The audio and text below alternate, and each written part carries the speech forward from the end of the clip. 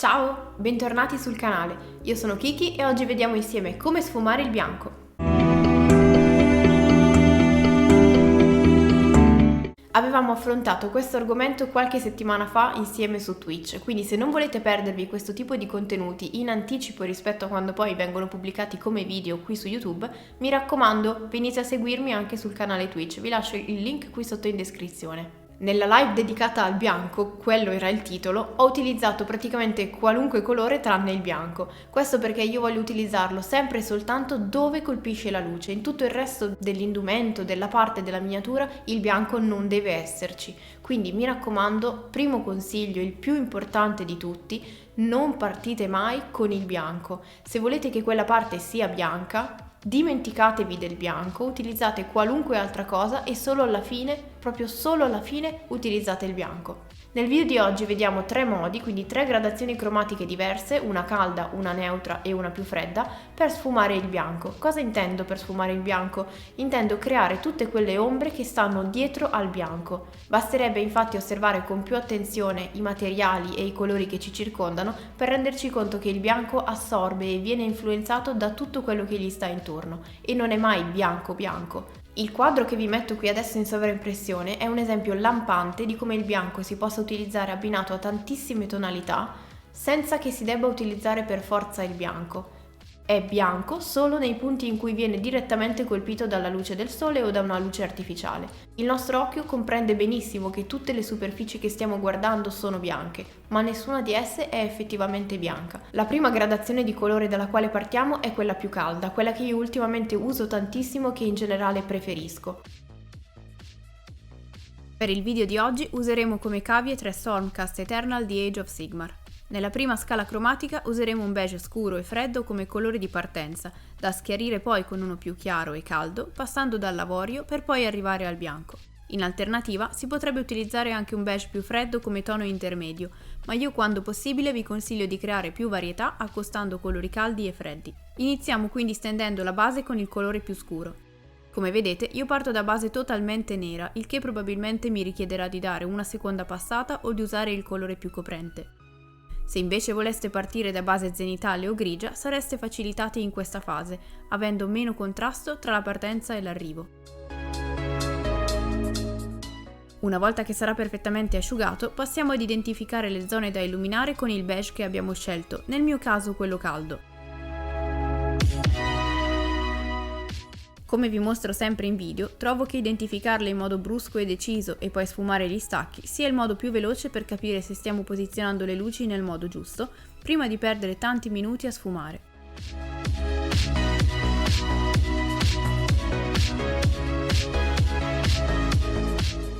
Una volta fatto, basterà creare un tono intermedio con il colore precedente e rendere il tutto più liscio, usando sempre il colore come un velo leggero. Facciamo quindi lo stesso anche con il color avorio. È importante ricordare di restringere la zona colpita man mano che si schiarisce il colore, così da concentrare la luce solo in alcuni punti e creare volume. Il primer zenitale, quello che vi ho mostrato in altri video con base nera, luce ambientale grigia e bianco dall'alto, aiuta tantissimo a individuare dove posizionare le luci, quindi i metodi di sfumare il bianco che vediamo oggi si possono tranquillamente applicare a qualsiasi primer. Come sempre, io utilizzo la Wet Palette della Redgrass Games, che dopo il video confronto si è confermata la migliore sul mercato a mio parere. Trovate il link per acquistarla qui sotto in descrizione. Passiamo infine al bianco, come ultimissimo passaggio, che utilizzo solo per intensificare le parti centrali di quelle segnate in avorio.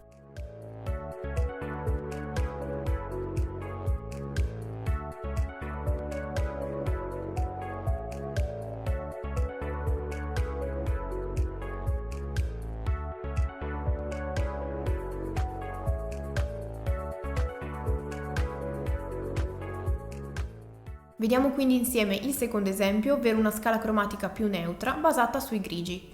È sicuramente quella più immediata, la prima cosa a cui penseremmo per scurire il bianco, ma non è detto che sia anche la migliore. In ogni caso, vediamola insieme. Ovviamente io qui utilizzerò 3 grigi diversi più il bianco, ma in mancanza di tutte queste tonalità basta prendere un grigio scuro e creare dei toni intermedi unendo percentuali diverse di bianco. Partiamo come prima stendendo la base con il grigio scuro. È importante aspettare che la base sia asciutta prima di passare al colore successivo per evitare di togliere quanto già steso con le nuove pennellate. Passiamo quindi al grigio più chiaro per segnare le luci come prima.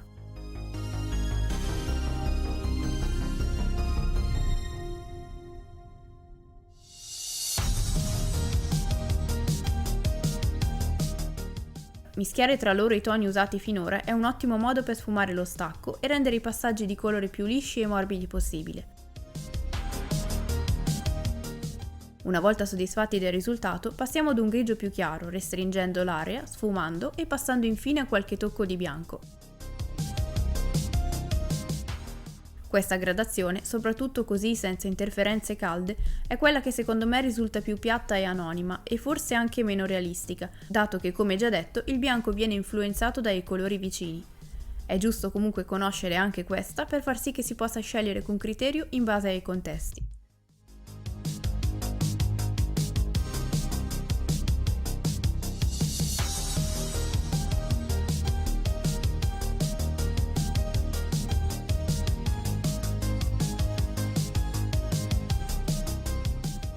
Il terzo ed ultimo esempio che vediamo oggi è una scala cromatica fredda, creata utilizzando il blu. Il risultato finale sarà sicuramente più freddo, ma in alcuni contesti è anche particolarmente indicato. Vediamo quindi nella pratica come creare questa scala cromatica. Prendiamo quindi un blu pieno come il Cantor, un colore più chiaro e spento come il Dark Reaper e infine il bianco. Posizioniamo tutti i colori sulla tavolozza e poi stendiamo la base blu.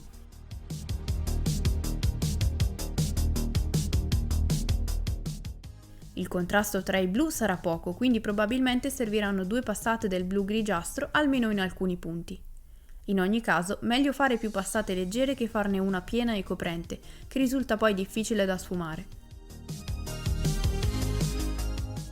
Anche per questa gradazione cromatica, come per la prima, si potrebbe variare un po' e introdurre l'avorio, tonalità più calda, rispetto all'azzurro che stiamo per creare adesso, ottenuto mischiando bianco e Dark Reaper.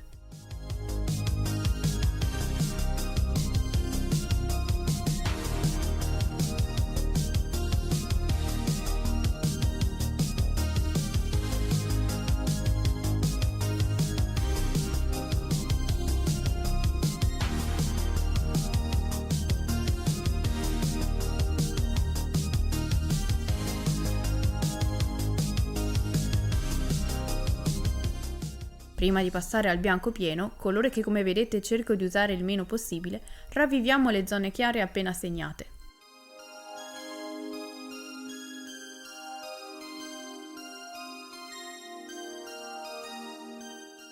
Il bianco anche in questo caso viene usato solo per le rifiniture finali.